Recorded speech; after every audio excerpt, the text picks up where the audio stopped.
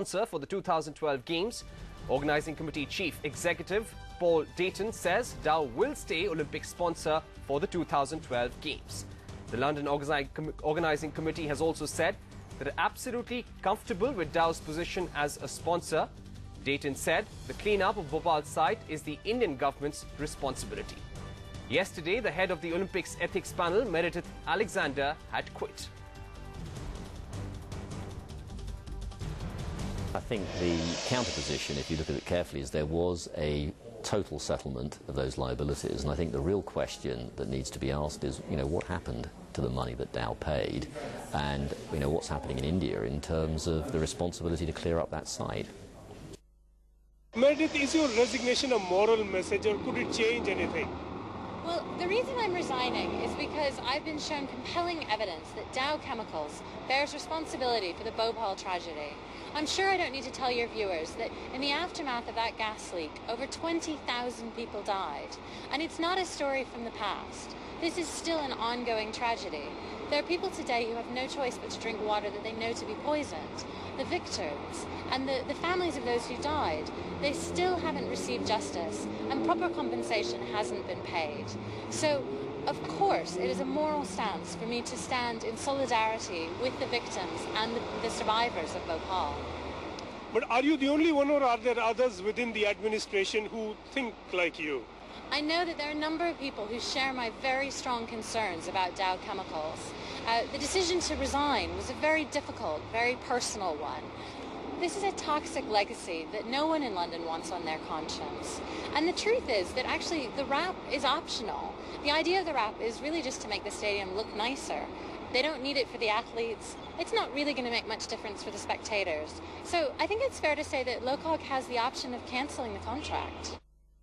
Joining us now for a perspective is Mr. Satinand Sarangi on the phone line. Mr. Sarangi, what do you have to say about the latest developments? And what are they? The fact is that Dow Chemicals will be the sponsor for the Olympic Games. That is what the London Organizing Committee has said. They have said that the decision of Meredith Alexander has no effect on their decision. This is shocking. This is totally shocking, and it just shows how shameless the Olympic Committee organizers can be. What Meredith has very clearly pointed out, Dow's liability. And to continue to peddle the same lies is really, really shameful. So how do you plan to take this fight forward now? Now it is very clear. Our stand is much better explained. Meredith has done it very succinctly.